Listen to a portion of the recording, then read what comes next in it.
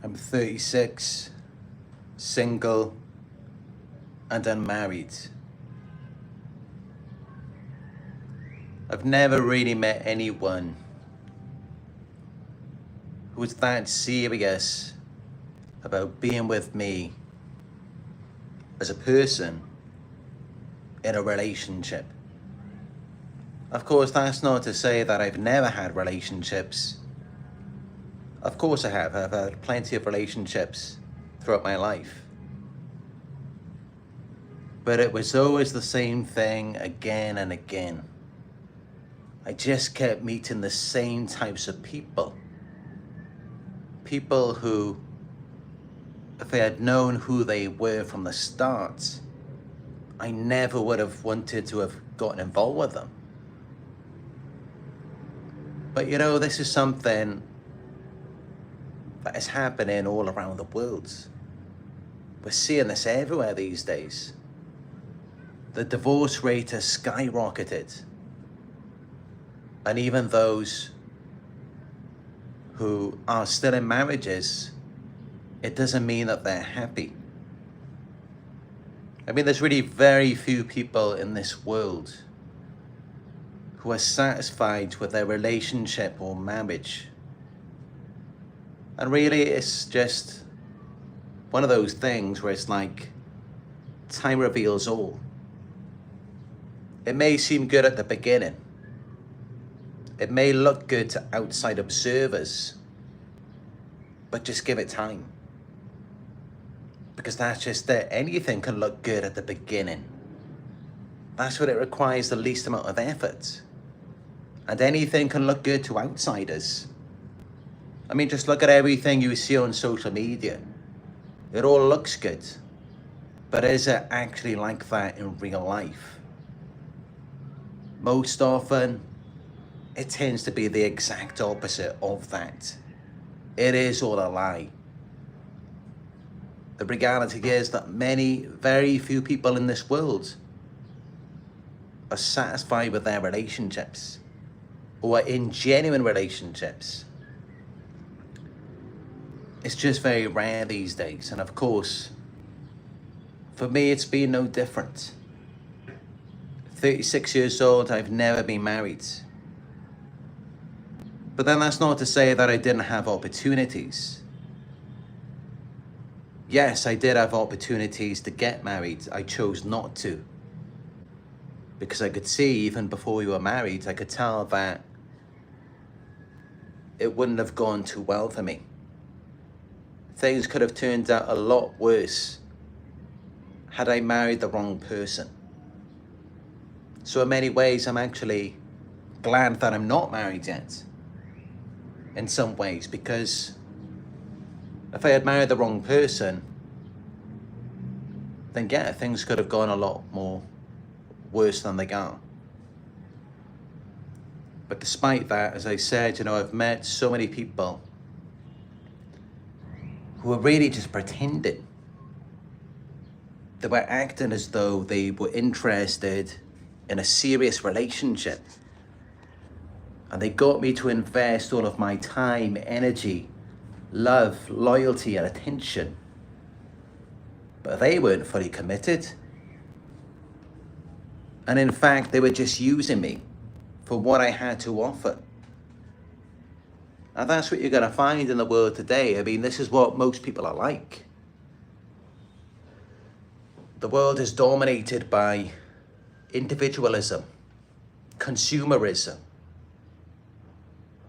Everything's just a product. And you look at so many people online on social media, they're quite literally selling themselves. People have become products themselves. And there just isn't that human connection anymore. And I think a lot of it is to do with ego. There's so many people in the world now. There's so much competition. And everyone is just fighting for attention. They're fighting to be seen, to be noticed. So it all just revolves around feeling important rather than connecting. But that's just it, because to have an authentic connection, You've got to feel important, significant to some degree. You've got to feel like what you have is worth something. Because no relationship is going to end well if it's built on insecurity. And you're just seeking that security in another person. Of course, you've got to find that within yourself. And I'll admit, it took me a long time to figure that out. Because I was seeking comfort and security in other people. And of course, they exploited that. They took advantage of my insecurities. Because they had the ability to do that, because I was seeking validation and security from them, rather than generating it from within, rather than give myself the answers, give myself a sense of understanding, which of course now I've learned that that's just how it has to be. We have to already be complete ourselves instead of looking for someone else to complete us.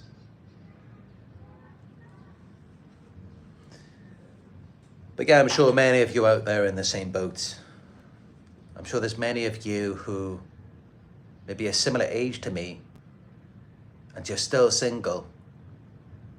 Maybe you have no home of your own and you've never been married. Or maybe some of you have been married and you got divorced. Or you're not happy in the marriage that you are in. And with societal standards, like the way that, it's kind of like this, this unwritten rule or standard that you're supposed to be at a certain point in your life at a certain age.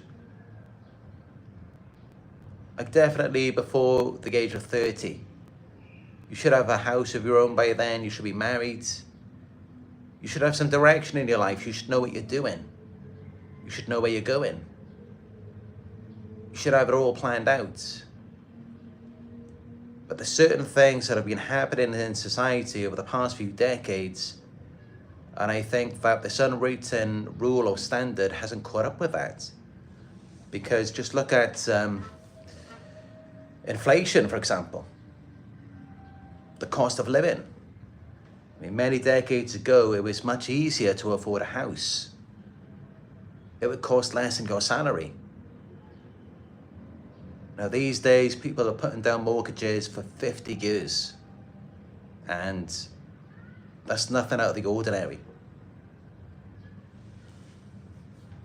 And yeah, this is just how it is these days. It's not how it used to be. And everyone is just scrambling. They're just trying to put the pieces of their life back together after what happened to them in their childhood. And the mental health issues that they are experiencing now.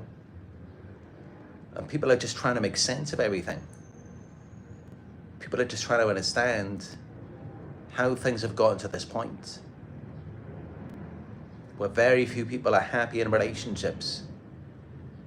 Most people in the world feel a sense of loneliness. They're suffering from anxiety or depression.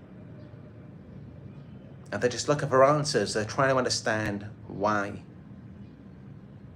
And really, I think a big part of it is the large corporations, governments, it's consumerism, individualism, all of these things together.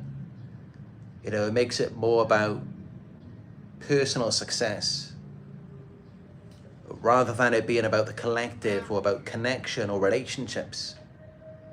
And that's really what this is. And it's why I would say you're really far less likely to have a real connection or a successful relationship in a city of all places. If it's going to be anywhere, it's going to be somewhere more in a rural area where the population is lower and where there isn't so much competition, because so many people these days, they always think the grass is greener on the other side.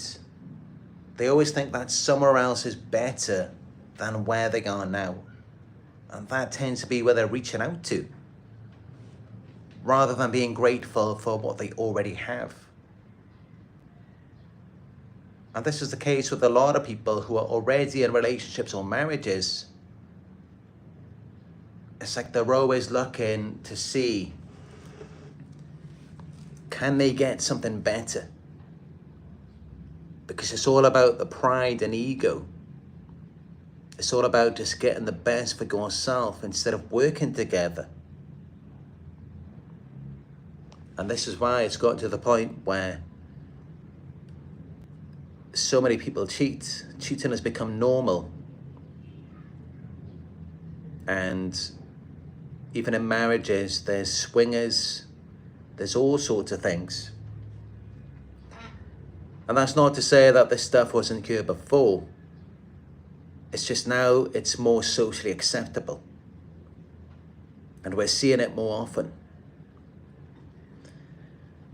And what this really comes down to is that most people just can't feel fulfilled with a normal, healthy relationship. They need some kind of drama. They're seeking some form of escapism. It's just not enough for them. And, you know, there's so many things that influence that, especially social media, because people are so used to just scrolling through their feed, and you know, they're always seeking a new high. It's like an addiction. And I definitely believe that social media does impact the rest of our lives, even when we're not on our phones. But despite that, I mean, people's screen time, it just keeps getting higher and higher as the years go by. And, you know, it's just it, is that people are not satisfied with their relationships. They're not satisfied with themselves. They're not satisfied with their lives. And this is everywhere in the world today. Most people are unhappy. And, you know, they're seeking some kind of coping mechanism, some kind of coping strategy. And it tends to be very unhealthy. It tends to be damaging to their relationships, self-destructive.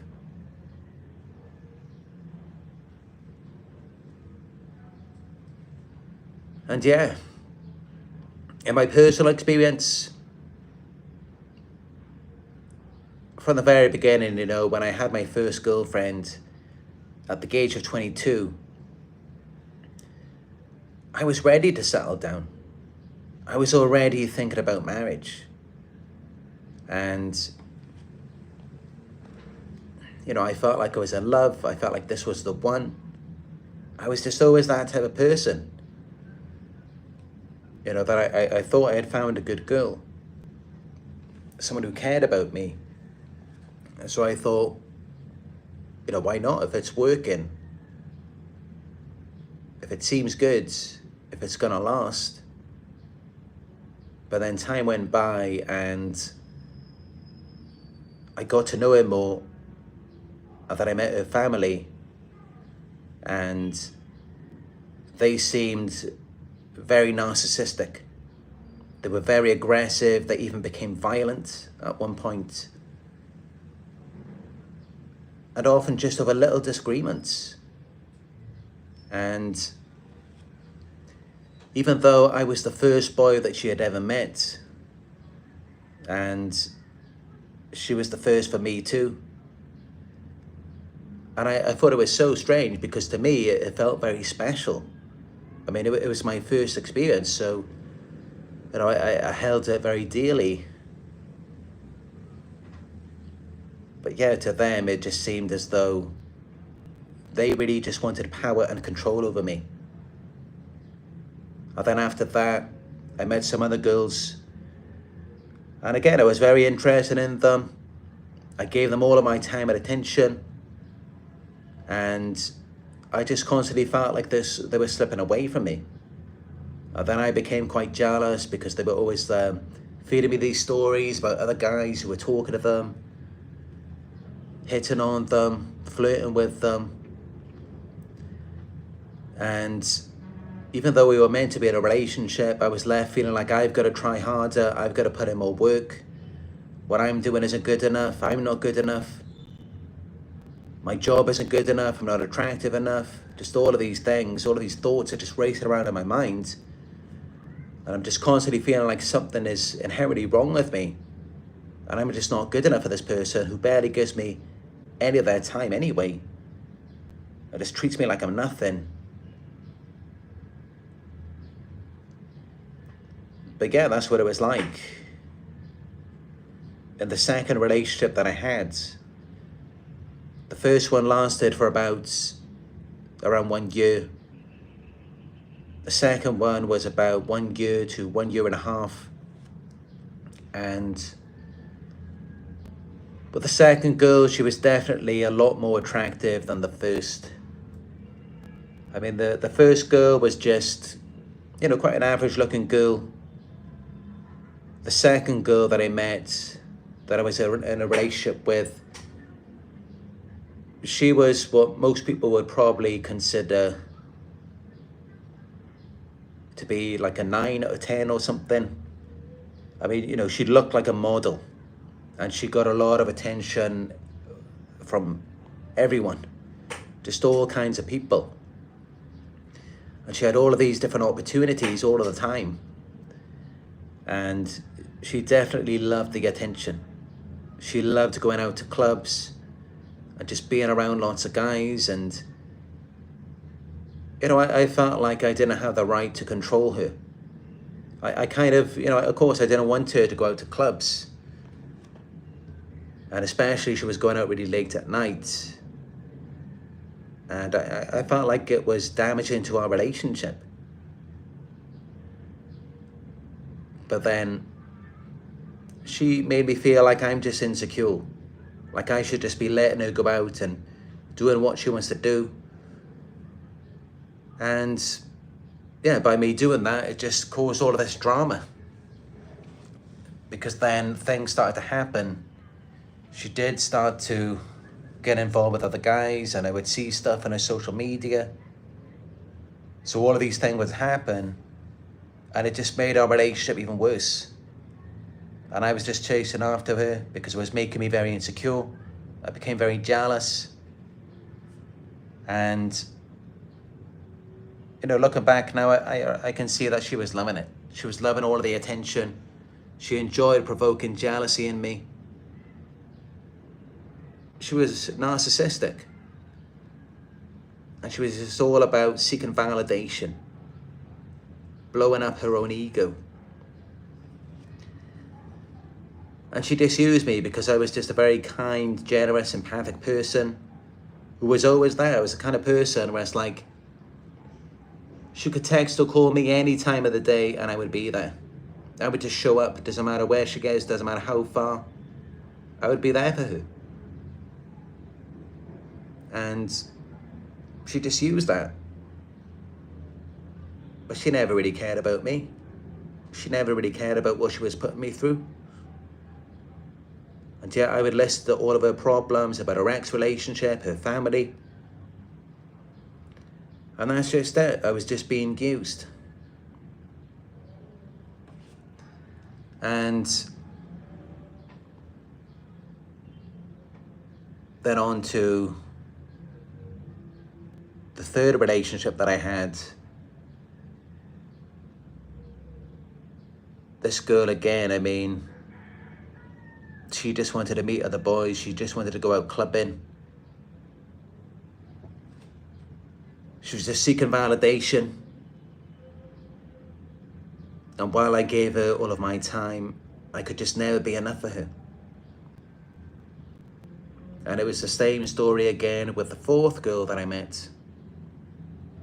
It's just every time I was feeling like I was never enough, and I was given more and more of my time, more and more of my attention, until my world revolved around them. And I became very depressed, very insecure. And, definitely with 3 of those girls, I was considering marriage, having a children. And I thought that was actually going to happen. I couldn't imagine my life without them. And, that's just it. My entire life did revolve around them. And then when they left, I became depressed. I turned to alcohol, drugs, and on 2 occasions, I even became suicidal. I just didn't even want to live anymore. Because I thought, what's the point? My entire life revolves around the second girl that I was in a relationship with, and then the 4th girl. And these were between the ages of 22 and 27. But yeah, the same thing happens every time. And, they manipulated me, they exploited me. They gave me this illusion of significance to them. And all they wanted was power and control. And I felt like we had this incredible connection. I felt addicted to them, and of course I would, because I was being breadcrumbed. I was being manipulated. I was in a trauma bond. And other than that, it was just a fantasy. But all the time I was just left wanting more. I never really felt fulfilled in the relationship, other than when we were intimate, or if we would stay together overnight, then I felt like maybe they were mine. But it was just kind of like short bursts of feeling like we have a connection. And other than that, I just felt like an outsider. I never really got to know their friends or their family. I never really felt like I was a part of their lives.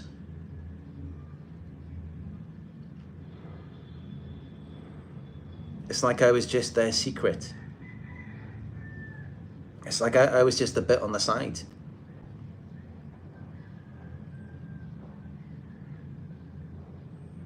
And so after that, I couldn't really take anyone seriously,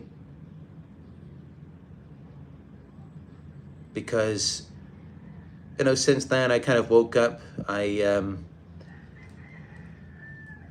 When I was 29, I started doing some research on narcissistic abuse. And now I see through the manipulation. I recognize that it's all a fantasy. I know that it's not real connection, so I don't fall for it anymore. And that's why, since the age of 27 until now, where I'm 36, I haven't had a relationship since then. I have had people come into my life and trying to force me into a relationship.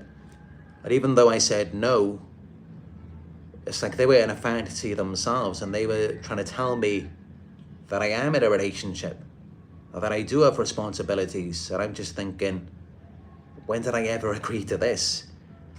Just felt like I was a slave. But that was different to how it was with the girls that I met when I was younger, because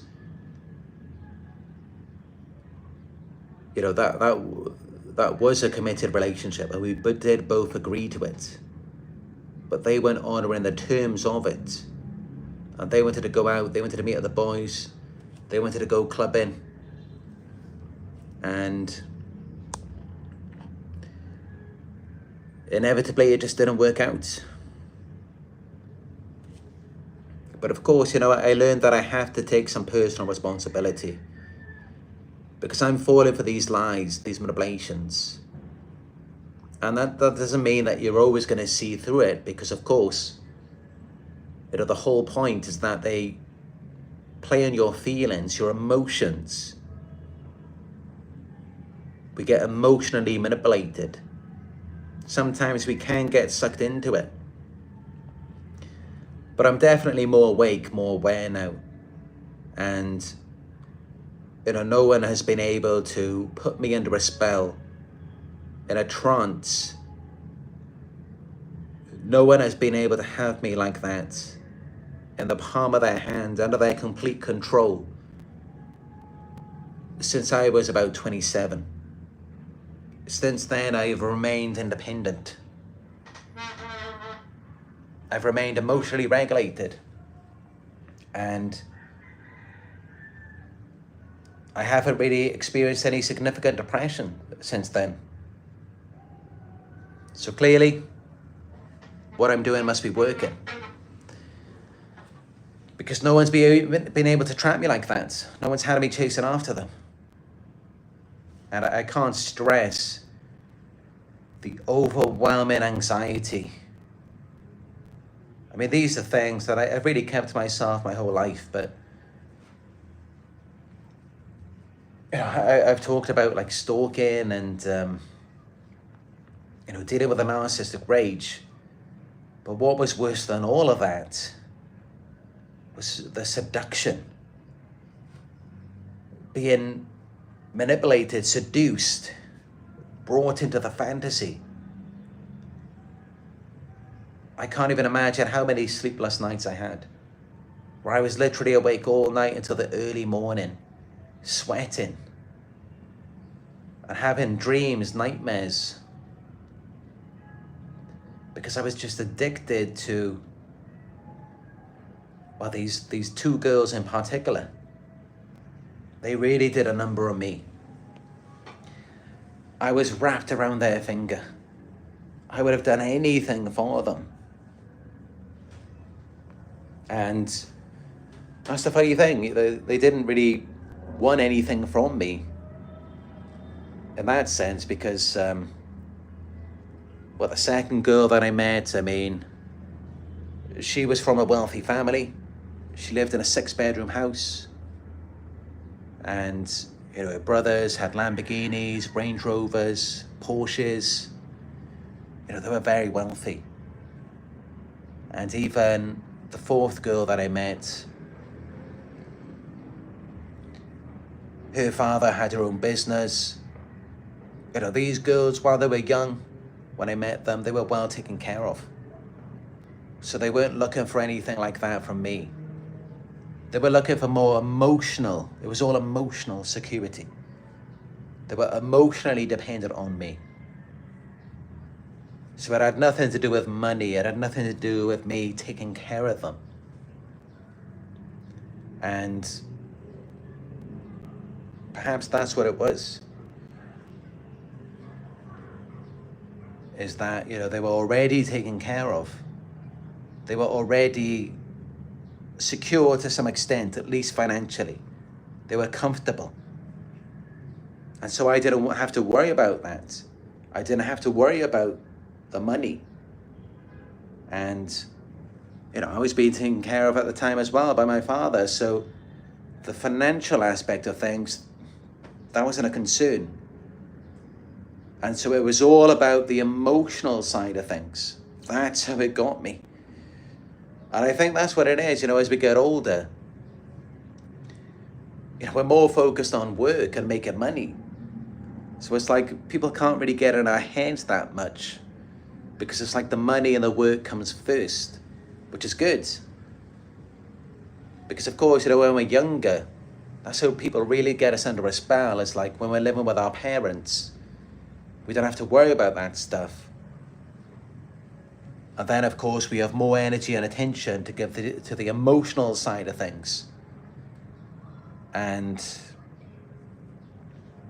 yeah, as I said, many sleepless nights, awake all night until the morning, several days sometimes, just waiting for a text, waiting for a phone call. I still remember the adrenaline pumping through my veins. I felt weak, dizzy, nauseous. It's just the effects of the seduction, the emotional manipulation, and the jealousy, the cheating. And I became obsessed. definitely with those two girls in particular, I had an obsession, completely obsessed with them. I've never been obsessed with anyone else like that since. And the funny thing is, I did have other opportunities. It's not like they were, I made them my whole world. I wanted to. But there were other girls that I could have talked to as well. But it's just that I felt like I had invested so much into them. Not financially, because, they were secure, they were taken care of by their families. But those two girls, they were virgins when they met me. The second girl that I met, that I was in a relationship with, she was a virgin, but I wasn't her first kiss. But as I said, she was very attractive. So she really had me under a spell. And then the fourth girl that I was in a relationship with, she was above average looking. But not only was I her first sexually, I was also her first kiss. So I really felt invested in her. I felt like she was mine. And that's why I didn't want to let her slip away.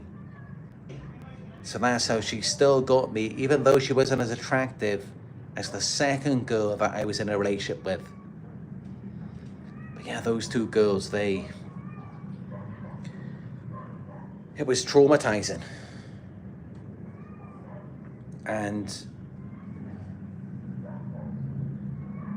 it's just difficult to explain if you haven't been through it, but I think many of you have. I think many of you know what it's like to be with someone and they're your world and you feel like they're yours. And it's like, they're like family to you. You just feel so close to them, closer than you've ever felt before. Like they're a part of you. And so when they play these games with you, or when they leave you, you feel like you're losing a part of yourself. You feel like you're not enough. You feel like you're not enough because you were reliant, dependent on this person to make you feel enough, to validate you. And of course, at that time, I didn't know that I need to get this from I needed to get this from within. And instead I was getting it from the outside. I didn't realize that at the time. And of course, if I had known this back then, it would have been a very different story. I mean, I would have had them wrapped around my finger if I knew how to be self-validated, how to be more stoic. Then they would have been the ones chasing me. But even then, I mean, that probably would have happened because, I'm someone who has high empathy. So I can't just sit back and, see someone in need, see someone suffering from emotional trauma. I couldn't do that. And there were times where certain girls, they manipulated me, they played head games with me. And I felt like, I want to get some revenge. I want to see them going through it. So I played some games with them, but then I couldn't keep it going. I had to stop, I had to see them again. And I just had to give them a big hug and tell them that everything's going to be okay. And I'm not going to leave them. Because I just can't watch someone else going through that. Especially since, I can experience it myself. I know what it's like.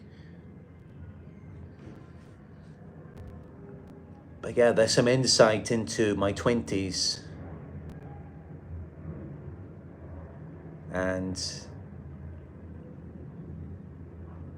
you know, it's really those two girls, those were the most impactful relationships for me, because that second girl that I was in a relationship with, she was what many men would consider to be a 9, or, you know, she looked like a model, and she was very charismatic, confident, outgoing, extroverted.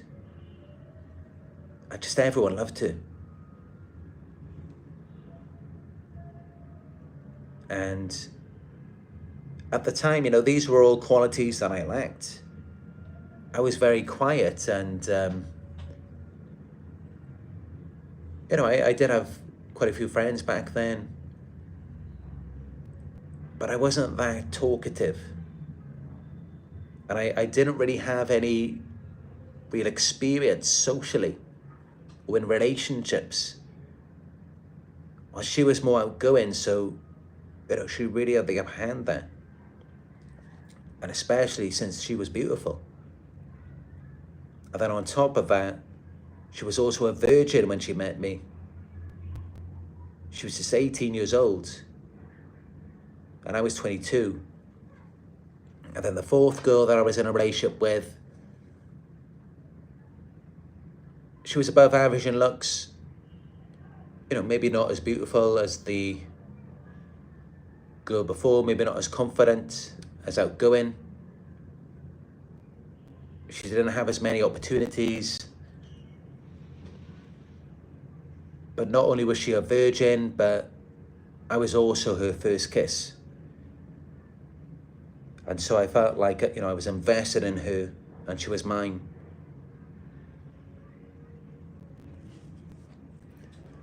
So yeah, that's how they had such an impact on me. And also, you know, since financially I was taken care of, I was living in my father's home, I didn't have to worry about money. I didn't suffer from any financial insecurities at the time. I was young. So I didn't have to worry about that. It was just purely emotional.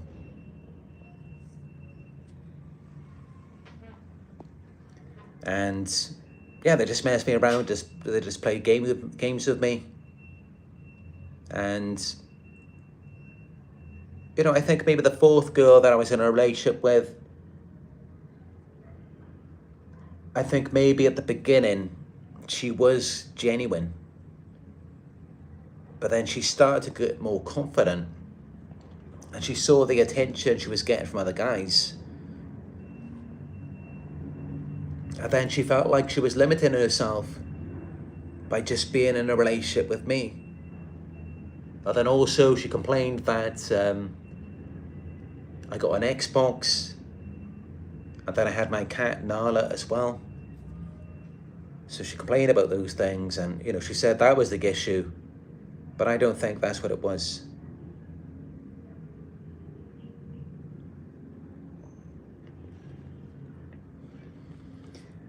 So yeah, that's what happened with me, and that's how, you know, to this day, I'm single, unmarried, because after that, I couldn't take anyone seriously. I saw through the manipulation, and I don't think I met anyone since then who was genuine.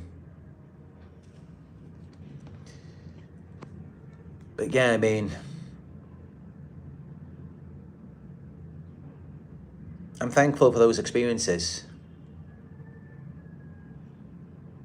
I'm sure in many ways, you know, I enjoyed the rush, I enjoyed the high. I guess I liked the thrill of it, and that's what kept me coming back.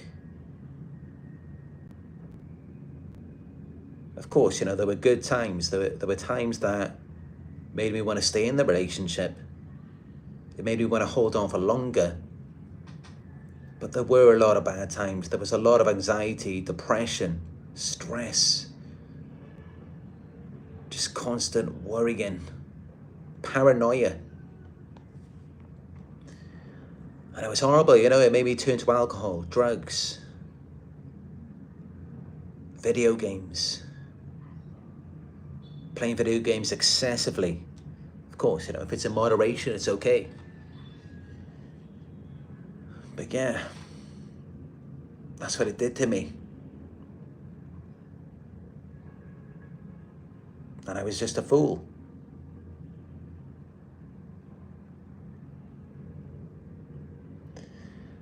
And that's so at this point, I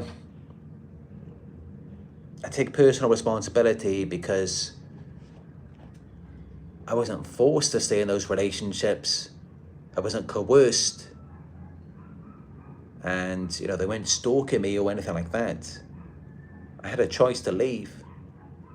And I chose not to. I chose to stay in those relationships. I chose to take them seriously. That was my choice. I wasn't being indoctrinated, brainwashed, or anything like that. But of course, since that time, I've learned a lot. And with all of my experiences throughout my life, in this day and age, I feel like, of course, the majority of people, you can't take them seriously. They're not genuine. Or even if they are genuine in the moment, their feelings can change.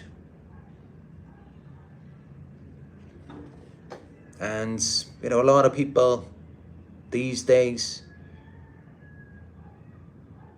they are just looking for someone to take care of them. Someone who they can take advantage of, rather than a genuine connection. Some people may be looking to manipulate your emotions as well. But I think a lot of them, it's really more financial these days. And it's sad, but this is the way the world is.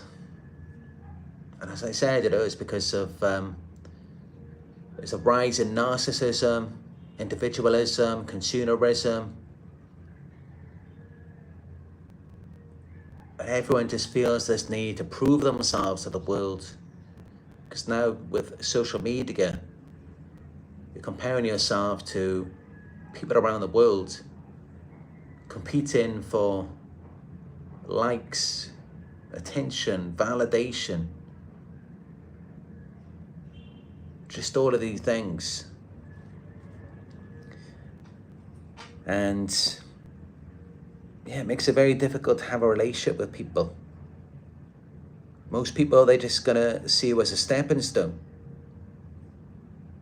Something that's gonna help them get to where they wanna be. They're just gonna use you. Of course, you've got to be aware of that. They just want to rob you, steal from you, your energy, emotions, resources, so that they can use it to pretend to be something they're not and get attention elsewhere. So, we got to be aware of that. It's important to have the awareness, the responsibility. And that's the first step towards healing, is having that acceptance. So that's my take on why I'm 36, single and unmarried. But, I'm actually not that concerned about it because, 36 isn't that old. So I've still got time to meet someone. And, even if I meet someone in another 10 years, it's still, so many people at my age, they've already been married and divorced. So it's not all bad, to be 36 and unmarried. What I would say is that it's probably worse for a woman rather than a man. But let me know your thoughts. Let me know if you have any questions, if you'd like to share your experiences down below in the live chat.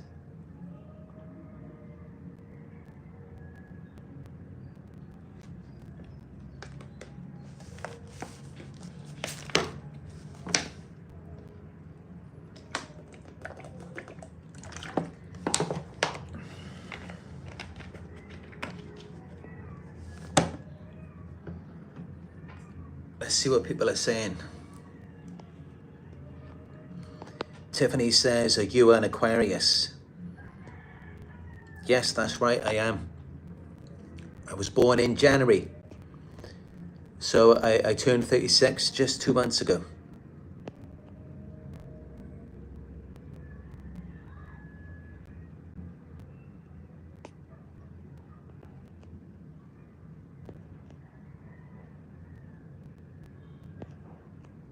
Jamie Reed says, I was 49 before I realised I was the family scapegoat and started making exits. Yeah, all of this information has just recently been coming out now over the past few years when I first started making my videos. And yeah, people are beginning to realise that they are the scapegoats of their families. So, you know, although it took you to 49 to realise that, never figured that out. They probably never had access to that information.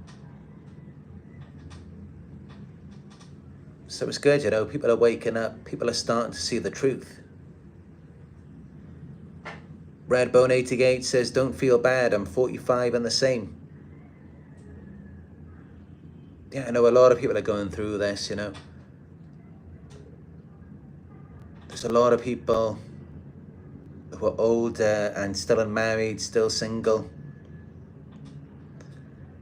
And these days, I mean, you know, we're even seeing 40-year-old, 50-year-old virgins. It's not uncommon. I think one statistic I saw stated that 1 in 10 people up to the age of 26 are still virgins. That's 10%. And of course, by that age, I mean, decades ago, everyone would already be married. They'd already have children.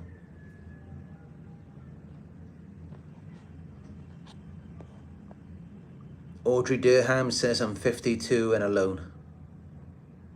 Smoky Freestyle, 33 here. You can't unsee it when the shot come upon you. Giant Robots and God says, people want to be God but are self-seeking these days. Yeah, that's it. Most people are just looking out for themselves.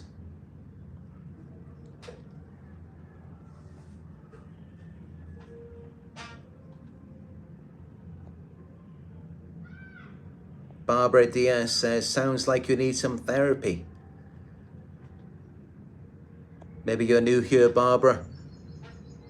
I've actually, I've been studying, researching narcissistic abuse for over 7 years now, since I was 29 years old.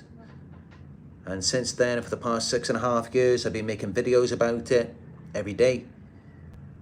And of course, I've been doing my own personal research as well. I've done a lot of meditation, mindfulness, all different sorts of therapies, and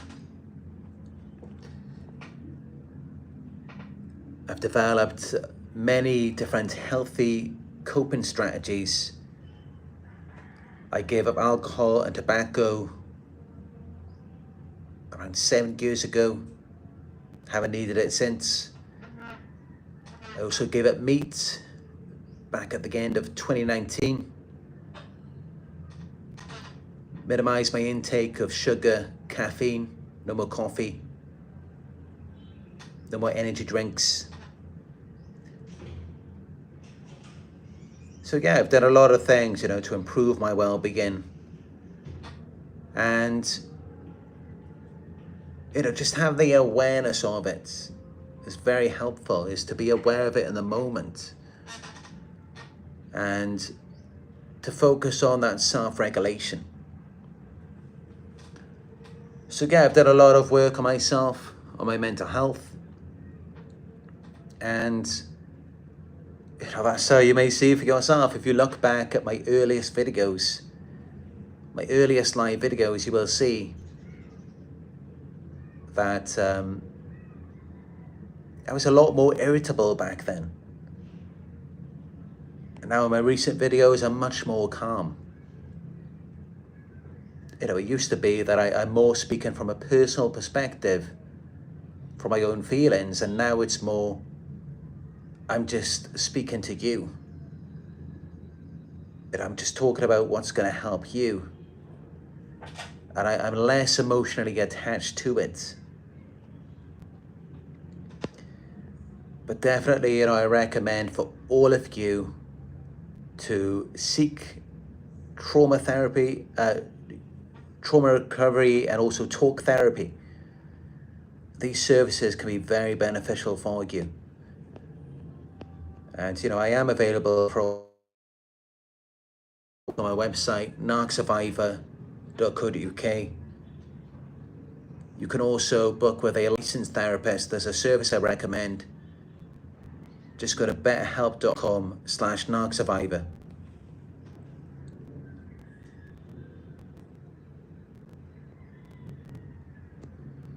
Jasmine Serena says 38, and I'm so glad he left his cheating open for me to find. Hidden empathy that showers me, his heart loves me, but his brain is broken.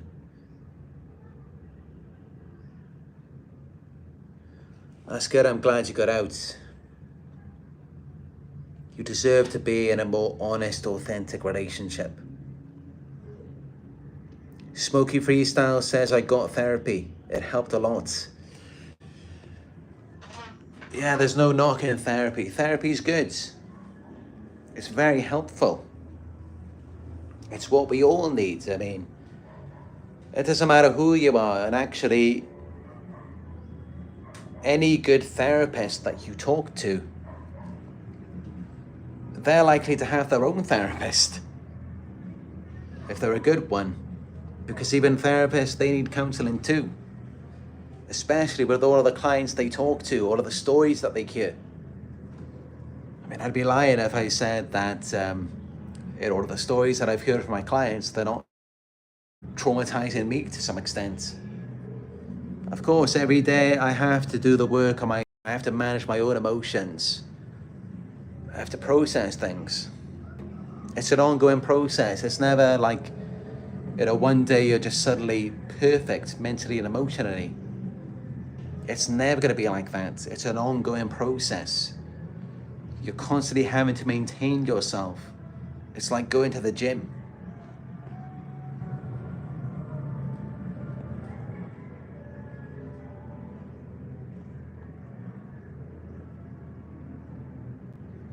Giant Robot and God says got hurt by 3 narcissists, women, and probably at least 1 or 2 narcissists, male friend or co-worker, to a lesser degree. Yeah, that's it. You know, this isn't just in relationships. Of course, it can also be in friendships, in the workplace. These people are everywhere. Redbone88 says, I'm just happy I'm free from his treatment. I'm a thriving, new car, great credits, less stress, no brain fog and confusion. That's great to hear, Redbone88. That's the type of success story we want to hear on here. People finally being free, living their best lives, away from their toxicity. That's what I want for all of you, and it's what I want for myself too. And that's just it, you know, pray for it for other people.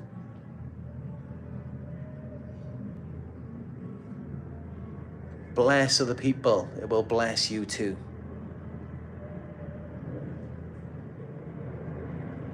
What you hope other people will manifest into their lives will help you to manifest what you want as well. It all starts by just spreading the love, the positivity. Because then you're already on that frequency.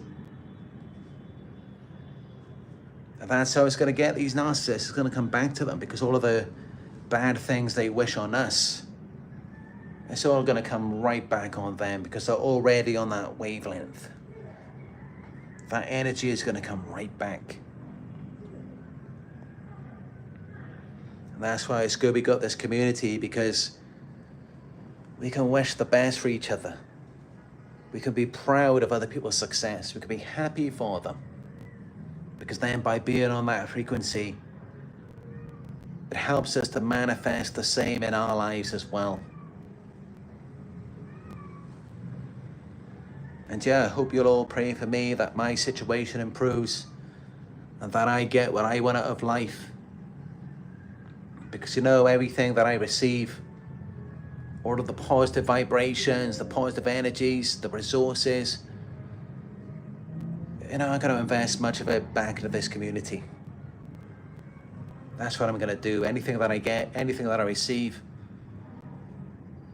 anything that this wonderful universe blesses me with,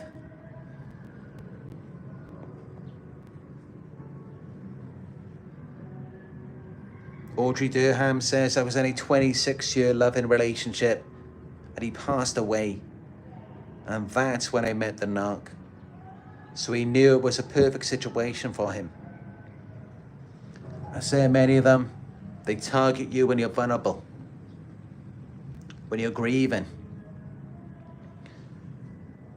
They come in acting like they're like a shoulder for you to cry on, like they're the Samaritan. And then you trust them, you open up to them. You don't realize that they are the enemy.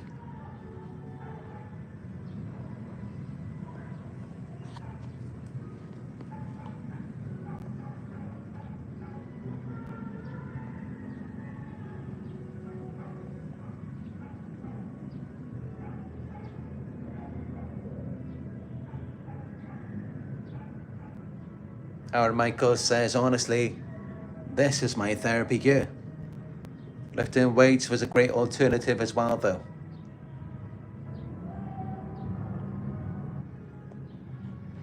Yeah, that's it. You know, these videos can be a form of therapy. And I say that from my own experience. I mean, they've definitely helped me, you know, watching other videos and also watching my own videos back as well. It just provides me with some clarity, understanding, awareness. And of course, how can you heal if there's no awareness, no acceptance? These videos are like the beginning stages of the healing journey, and it can guide us along. And exercise as well. Exercise is definitely healing. It releases the chemicals in the brain and increases blood flow.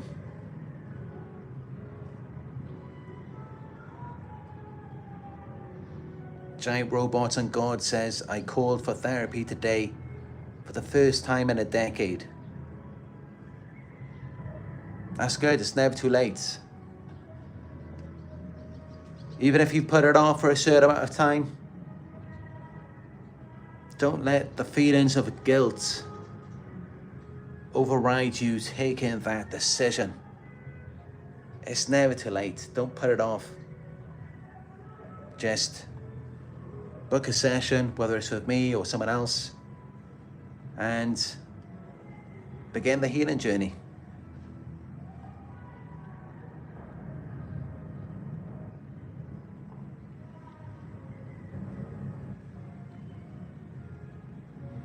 Mimi Reese says, lots of people are single. You are still so young. You just haven't met it yet. Yeah, we got to remember that as well. I mean, you know, society is constantly changing. And sure, I think, you know, we can still find the one for us later in life. It doesn't have to happen when we're young.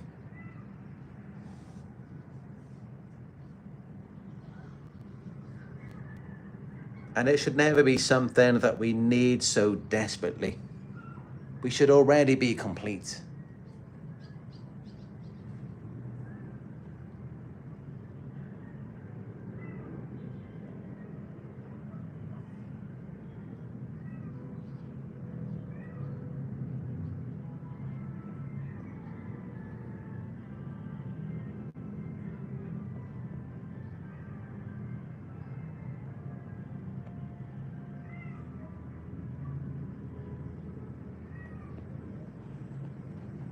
The George says, especially in today's dating app age, women have like 1,000 options, even if most are just shack meets.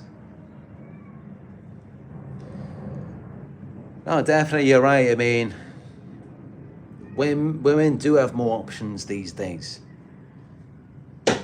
It's very easy for a woman to just sign up to a dating app and get hundreds of likes, hundreds of matches. And experiments have even been done on this, where they tried it with a man and barely got anything, and then they made a fake profile of a woman, and then they had hundreds, if not thousands, of matches overnight. Definitely, you know, there's more of a privilege for women. And, you know, there's all of these communities, the incels, the incel community. And, yeah, men are struggling with women. There's plenty of men out there who may be in their 30s, 40s, and they've never had a girlfriend. And they're still virgins.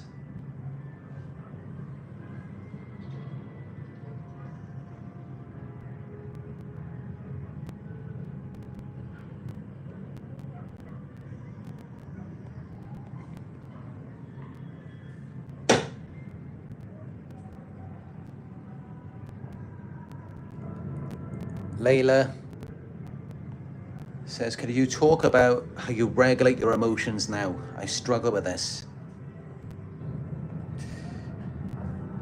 For me, the first step is having that awareness. And you have to train yourself over time. And don't worry about it if you catch it a bit late. The important point is that you do catch it at some point. And then as you train yourself, gradually, you will reclaim your awareness faster and faster.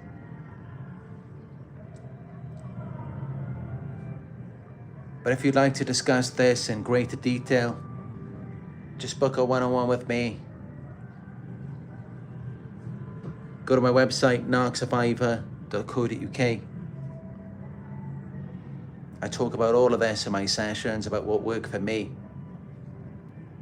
Because, yeah, you know, as you can see, I'm usually pretty calm. I'm quite a relaxed person, very peaceful. And, you know, as you may have heard in my other live videos, I have been through a lot. I've dealt with so many narcissists and smear campaigns, gang stalking, everything. And despite that, I just remain strong. I remain calm, stoic, composed. And life is definitely much more enjoyable that way. It's much better on your body. You will live longer, healthier.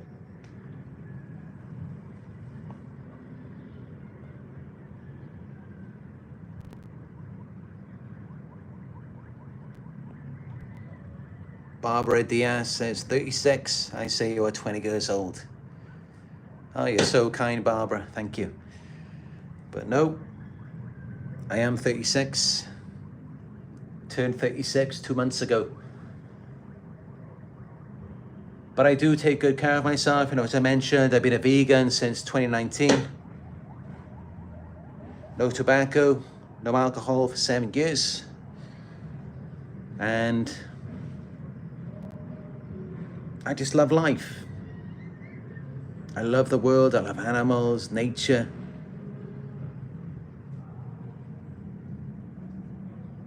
I've got a big heart, but I don't share it with so many people anymore. So I don't let them step in it.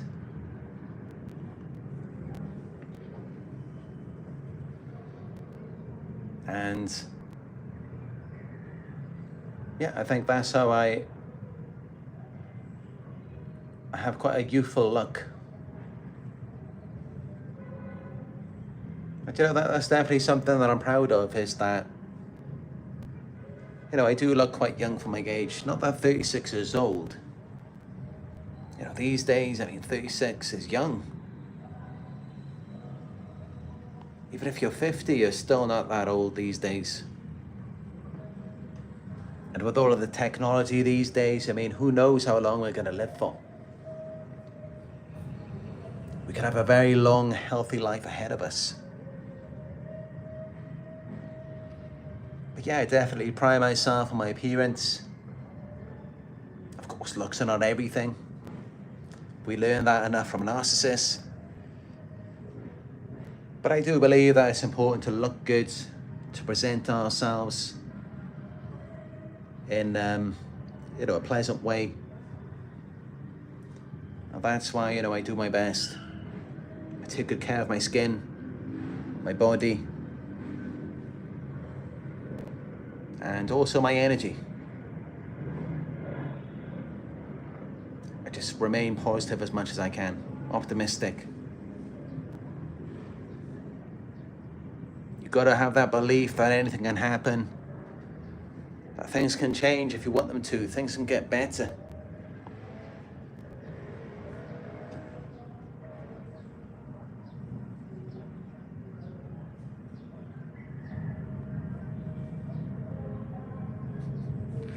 John Tracy says, yes, these hardcore terminators, they're persistent. Oh, they are persistent. But you got to think, they had to terminate themselves first. They are their own worst enemies.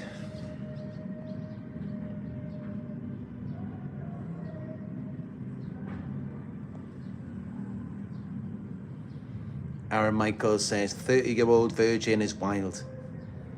Oh, you'll see it all over YouTube, Google. Just do a search for it, 30-year-old virgin. Try 50-year-old virgin. You'll probably find that as well. I thought I was old. I was 22. That was my first relationship. I mean, these days, there's kids that aren't virgins anymore. Back when we were in school, we didn't even know what it was.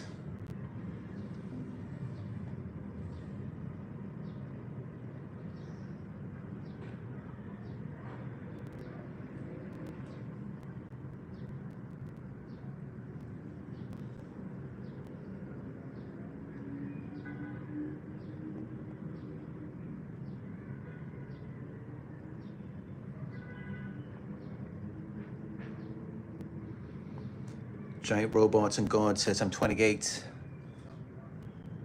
and I feel like I'm ahead of the game and grateful to have found your words here. That's what it's all about, waking you up to the game, giving you this awareness. So many people were asleep, but they're all waking up right now to the truth of who they really are and of what has been done to them. And again, I'm proud to be a pioneer in this industry, this field. Honestly, I couldn't have wished for a better position in my life than to be doing this work, waking people up to this truth. Because if there's one thing I hate to see, it's people who are asleep. People who things are being done to them and they don't understand or they don't know what's going on. That's why I'm here. I'm here to wake them up.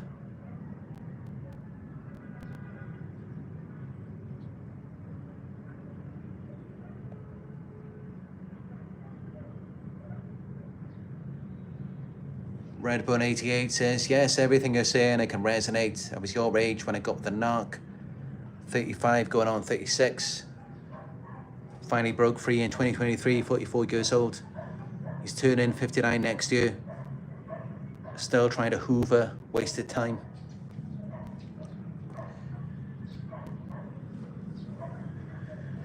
Yeah, I know there's many of us around the same age going through this.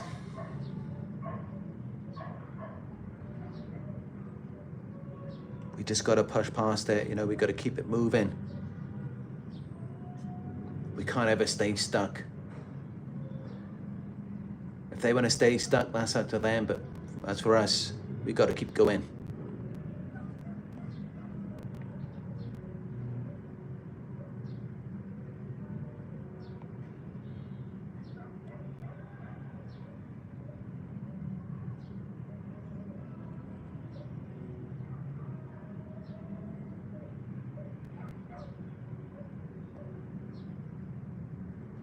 The George says they just want you to level their life up instantly, or they don't care. It's all a transaction of status and money.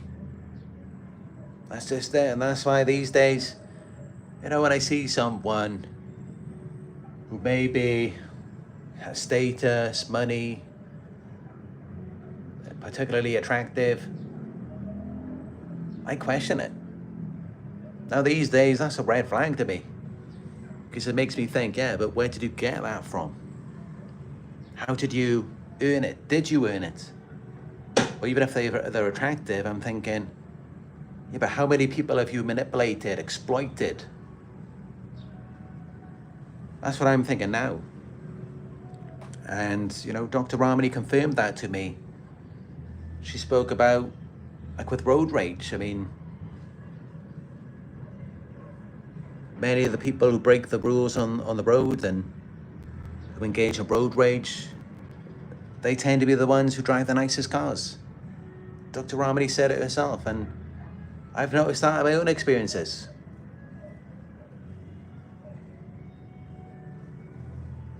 A lot of the times, that's how it is.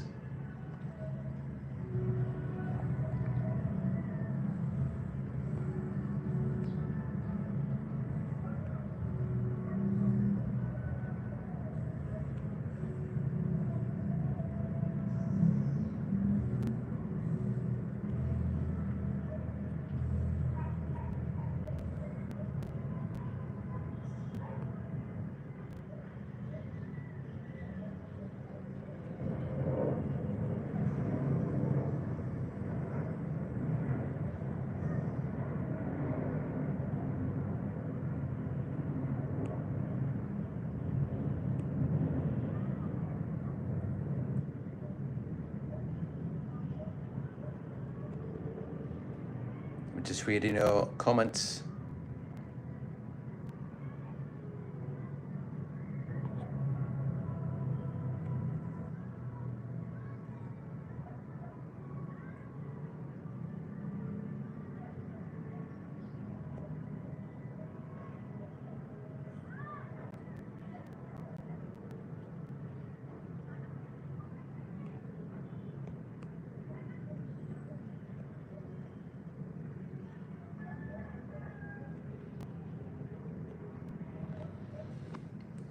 Nice to see all of the kind words in here. I'm very grateful for this supportive community. Simone Bell asks, are you still in Asia? Right now I am.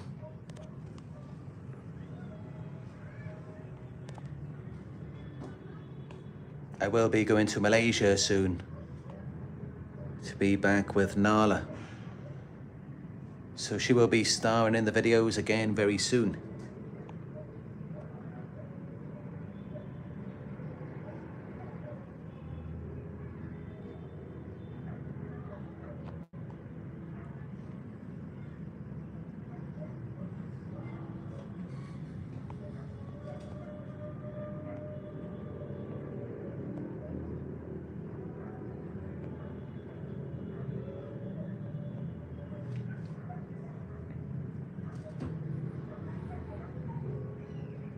Harold Magnus Madsen says, Chris, are you done with the unjust and anger feelings? I believe that I am to some extent. I mean, of course I experience things every day, but I rarely get angry like I used to. even if I do feel anger, which, you know, you're always gonna feel anger. It's not just victims, narcissists, or even psychopaths who feel anger. We all do. Even if those who aren't victims. And it's normal. Anger is a normal human emotion. It's normal to feel angry sometimes, even if you're not dealing with a narcissist. Even if you're in a healthy relationship, at some point, you're going to feel a bit of anger. There's going to be disagreements, frustration, and that's okay. It's not about the emotion. The emotion isn't what's bad. It's what you do with it, how you deal with it. Healthy people, they will still feel anger. Maybe not as much as someone who is unhealed might feel it, or someone who's a narcissist, but they're still going to feel anger. Healthy people may still feel jealousy, envy. But it's about what they do with the emotions, how they deal with it. Are they self-regulated? Do they respond in a more secure, healthy way rather than anxious or avoidant? So that's the difference. And yeah, you know, of course, I still feel anger from time to time. I'm very much connected with myself. I feel everything. I feel all of the range of emotions, just as I did before. The difference now is I'm better equipped to handle it. I'm more self-regulated. And that's how I know that I'm healing, because I remember before, I was like a loose cannon myself. It's like any little thing would make me blow up. Of course, you know,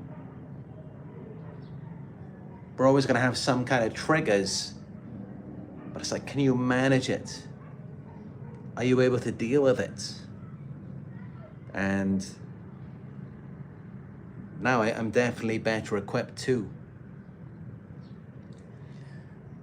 But of course, you know, as I said in yesterday's live video, when you heal, you're not just gonna become immune to certain things happening, certain triggers, or to abuse. You may actually become more sensitive to it. It may just upset you even more because it's not normal to you anymore. It doesn't resonate with you, so it's gonna really put you off. It's gonna rub you the wrong way. So that's an important thing to take note of as well.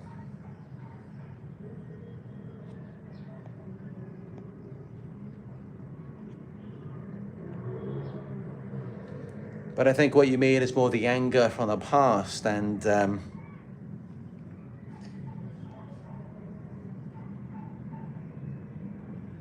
yeah, I'm not really feeling any anger towards the past so much. I find that I heal very quickly. I process the emotions instantly, and that it sits with me over a longer period of time. And yeah, I just feel it and I get over it. So, you know, despite all of the crazy things that have been done to me throughout my life, you know, such extreme things, despite that, I have moved on. And even though, you know, in the present moment, I'm still dealing with things and I'm surrounded by narcissists, and every day, you know, they constantly bring things up to me. They pull things out from the past and use it to try and trigger me. And, you know, I've had no choice but to become resilient, you know, but to move past it. I've had no choice but to heal, because if I didn't heal, then they would just annihilate me. So I had no choice but to process it. And, you know, I completely understand those of you who are still going through feelings of anger, resentment. It's completely normal.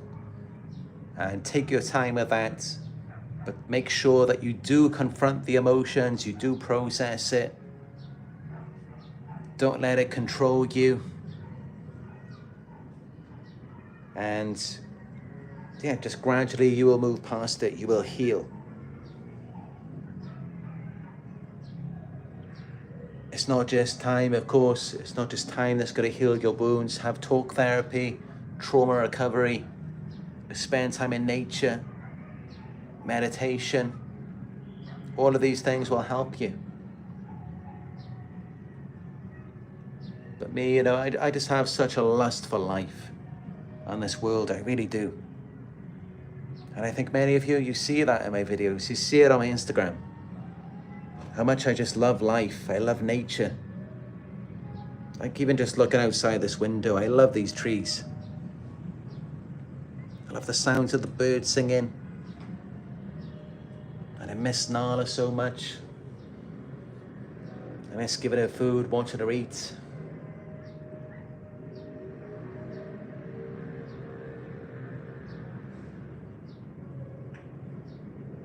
And yeah, you know, you will get that back. You will get that back. Those of you who feel like you're missing that. I know what it's like to lose that. You lose that appreciation for life, for this world. That's what happens because they make you not feel good about yourself anymore. And this is what you use to interpret, to perceive the world. So if you don't feel good about you, how can you feel good about anything? It all starts with you. But when you move along the healing journey, you process the feelings, it opens you up to a new world. It really does. Everything just seems so much more brighter, vivid, colorful, more intense. Everything just looks more beautiful. It really does. It's like taking a drug.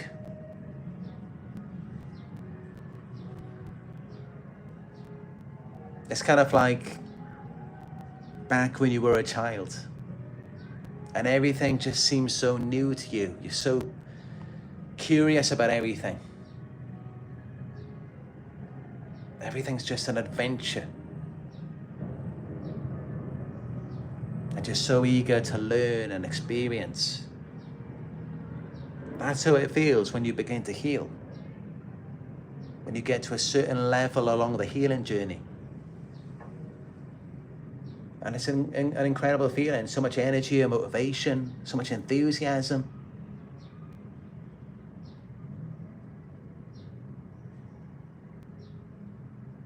But yeah, you know, take it one step at a time. Day by day, enjoy the journey. And, you know, that's why I share with you on my Instagram, all of my posts, all of my travels, just to show you, you know, how I was once depressed and I didn't want to live anymore. And now you can see just how much I enjoy the world. But also, you know, back in the narcissistic family, I couldn't have anything, do anything. Couldn't even get a bar of chocolate for £2 at the supermarket. Had a car that was like 6 years old that wouldn't even start. While my father had a Mercedes AMG, 2 brand new Aston Martins, multi-million-pound home. And my car was like broken down, 6 years old. In the same driveway. And then the person turned up on the recovery truck. You can believe it.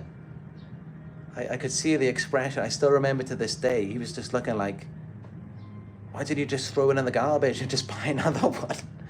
Clearly you can afford it. You got all of these cars and a mansion.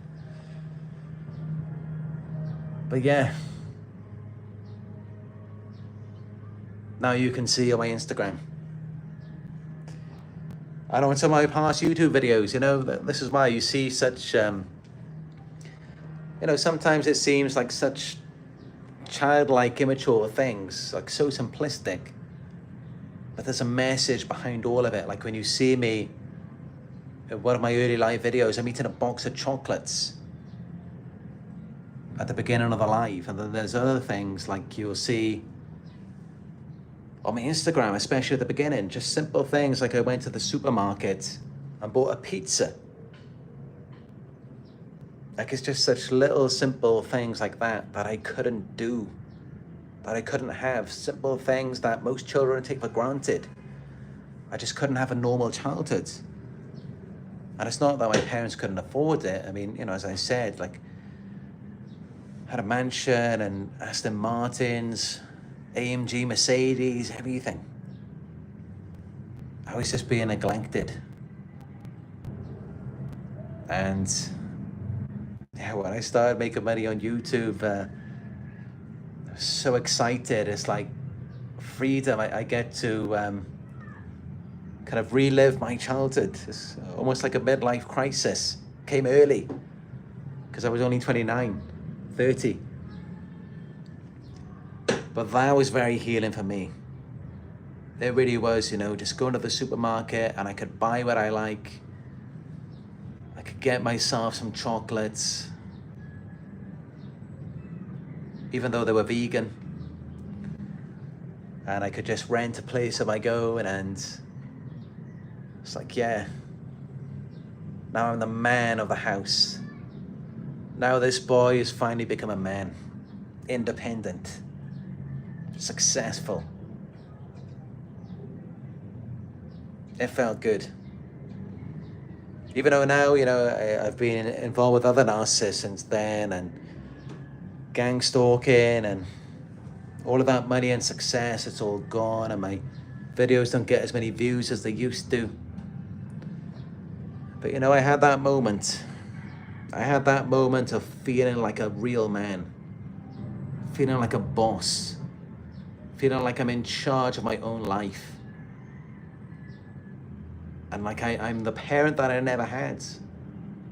The parent to my own inner child, and I can give myself those chocolates. And you know, I can go and rent a nice car and just cruise around.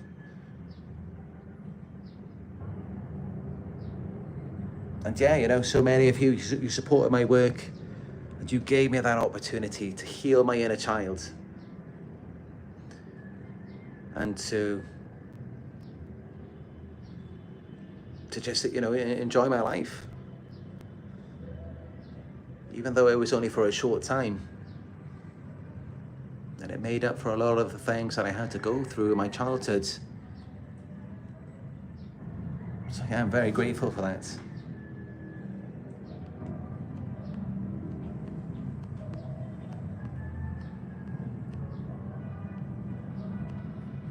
I mean, that's all I can really say is I'm very grateful.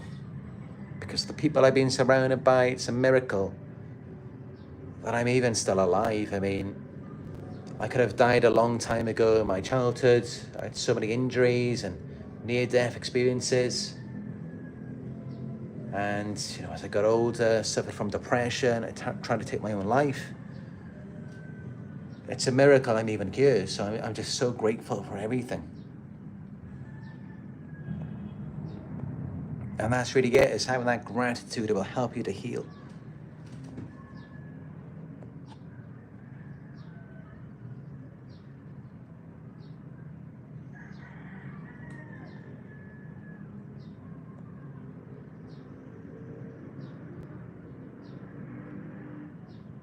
Cardboard cutout says 41 here and married and no girlfriend.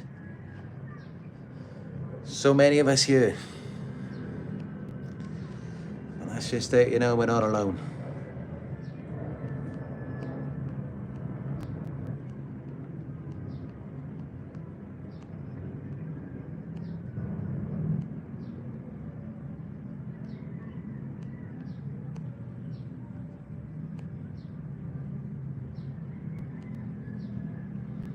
Layla says, nature. Smile and laugh with the wild animals, absorb the energy from the quiet and peaceful air. I say you've got to get out into the nature. You watch my early videos, my live videos, all about nature. It's all about being in the lake, by the forest. That's what it's all about. Finding peace.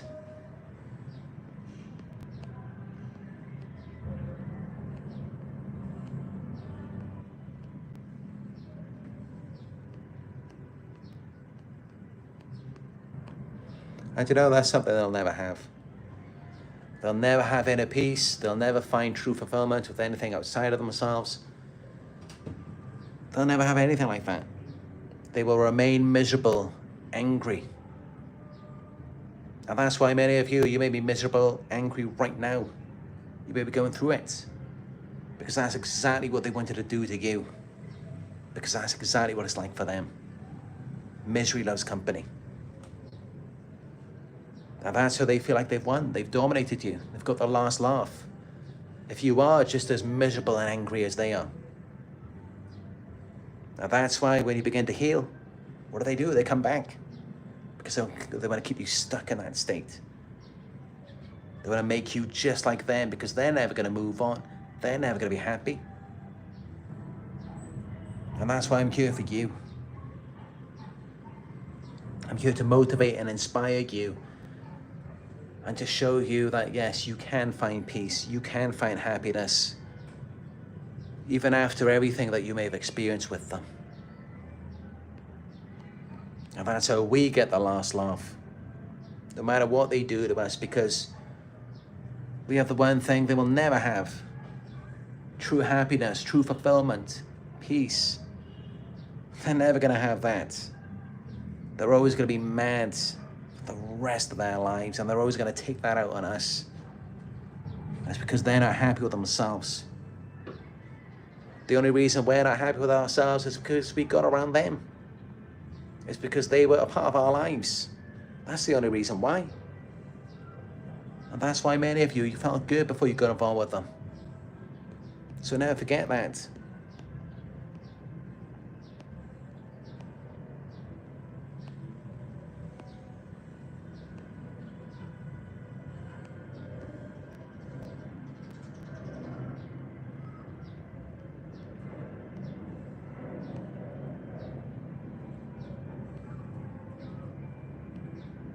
Smoky Freestyle says, lovely people love it when you are in your power. That's it, you know, good people do.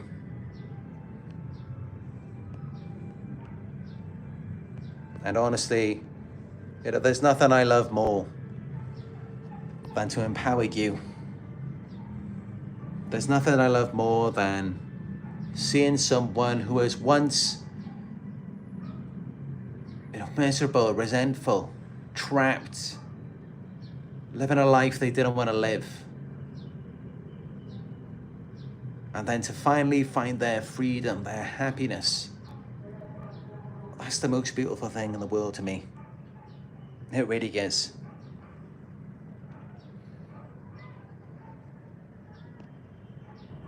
Thank you so much for the donation, P-Beast.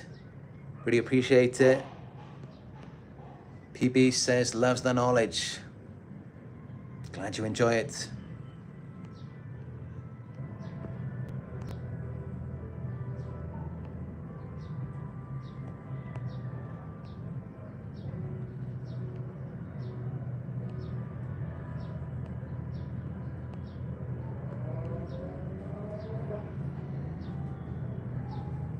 I just finished editing the next video, which will be up in, it will be at 11, or is it, no, 10 p.m., no, 10 a.m., 10 a.m. EST.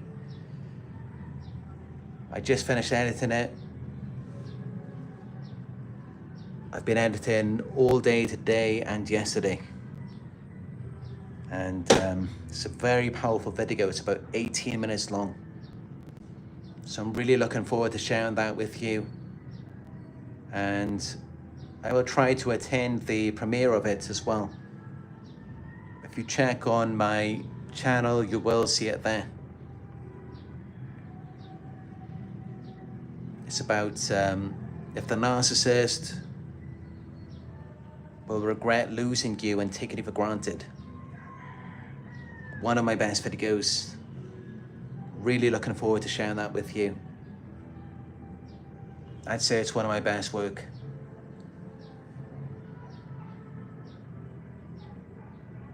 But yeah, I hope you found this video helpful. And if you did, please give it a thumbs up. If you're new here, subscribe. If you would like to support my work, you can donate by going to paypal.me/Narc Survivor. And drop a comment down below in the comment section. Let's get the conversation started. I read your comment every day.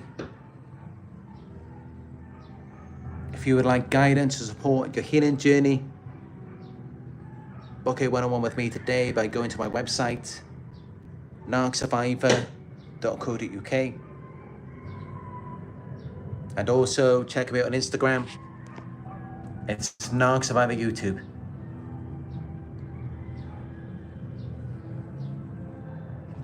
All right, that's it. Thank you all for joining me on another Narc Survivor live video.